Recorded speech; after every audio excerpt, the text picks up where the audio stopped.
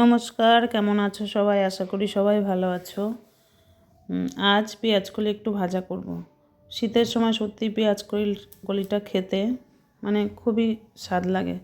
আজকেও গরম ভাত দিয়ে খেতে এত ভালো লাগছিল, শুধু মনে হয় পেঁয়াজকলি ভাজা দিয়েই মানে ভাতটা খাওয়া হয়ে যাবে। তো সবাই আমরা ভালোই খাই পেঁয়াজকলি ভাজাটা।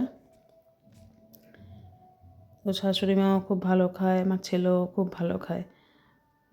তো দেখো এদিকে পেঁয়াজকলিটা ভাজাটা করে মাছের ঝোলটা করে নিচ্ছি।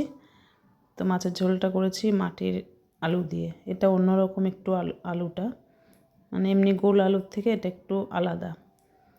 তো ওই আলু দিয়ে মাছের ঝোল করেছি ধনেপাতা দিয়ে। তো রান্নাবান্না আমার হয়ে গেছে, খাবার বেড়ে নিচ্ছি। এটা আজকে আমার জন্যই বেড়ে নিচ্ছি। তো দেখো করেছি ডিম সেদ্ধ, পেঁয়াজকলি, আলু আর একটু শিম দিয়েছিলাম, ভাজা করেছি। আর রয়েছে কালকের একটু এঁচোড়ের তরকারি ছিল, আর একটু কুচনো স্যালাড আছে, আর রয়েছে মাছের ঝোল। তো খাবার বেড়ে নিয়ে চলে গেলাম ছাদে, এখন রোদে বসে খাওয়া দাওয়া করবো। তো চলো আজকের ভিডিও এ পর্যন্তই, দেখা হচ্ছে অন্য একটা ভিডিওতে। টাটা।